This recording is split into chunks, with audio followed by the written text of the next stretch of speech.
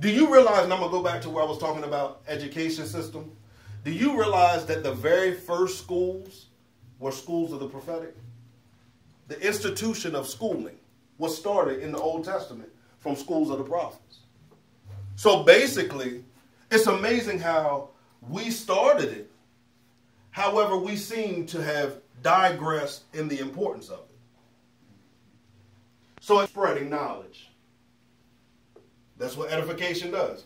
It understands it and begins to spread it. So it doesn't always have to be that you're standing up here and speaking prophetically to somebody. It can be prophetic preaching.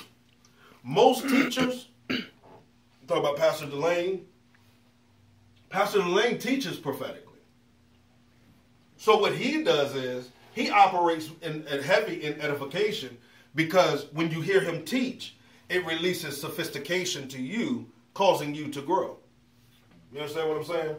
Anybody confused by anything I'm saying? Stop me if I'm confusing you, and I'll slow down. I'm just trying to get through this kind of quick. All right? Spiritual advancement. Always advancing. All right? Figuratively, constructive criticism and instructions that build a person up to be a suitable dwelling place for God. Anytime you speak edification to somebody, you're building them up to be a dwelling place where God can get glory.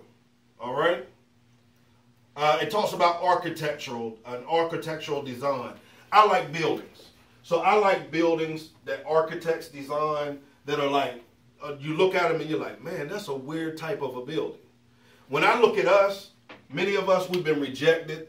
You know, we've been cast aside. We're the ones nobody wants to be around, the ones everybody counted out. So I look at us as those type of a buildings. The buildings that you look at and you be like, wow, that's beautifully designed, but you don't know what's on the inside of that building. Edification begins to build up the inside of the building. Let's move on. I can't go through all of this stuff. There's some real good stuff here. I can't go through it. But exhortation. Listen to what this is. An utterance or word spoken, conveying urgent advice or recommendation. I have to keep going back to what Mir said, because that also was exhortation, because it was urgent. It was so urgent that it was God speaking less than 10 minutes from an experience. It was urgent. It was a call to attention. Mir about that like, yeah, that's what I do. That's what I do. But seriously, it just keeps playing in my mind what he did. Each and every one of y'all ministered awesomely, but I'm just thinking about what he did, especially being a young person. To beseech, I was thinking about big God. To beseech, to exhort, to call upon, to encourage, and to strengthen.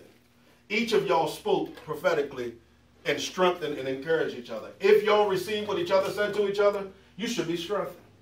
Amen. You should really be strengthened. What you ministered to her should encourage and strengthen her to realize, you know what? All right, I can make it. I know I got all this other things going on. I know at times my mind is boggled down by some things, but there's hope for me. And that's what exhortation does. Exhortation reminds you there's hope. There's hope in spite of what you're going on, and in spite of what's going on, in spite of what you may have done in the past, there is yet hope. To lift and to motivate others, as well as challenge and rebuke them in order to foster spiritual growth and action. Now, when it talks about this rebuke, understand your level that you're supposed to operate in. I'm just saying, like, I know that sometimes people hear that rebuke and they like, oh, now, okay, all right, now I'm coming to you. No, I'm not even authorized to rebuke her if I'm just learning my gift. Right. If I'm operating under, technically, even as a prophet, years in the game, right. Years in the game. When I come to his house, right. I'm subject to the authority that he releases to me. So if he releases me to say, listen, you can prophesy, but all you can speak is exhortation, edification, and comfort today.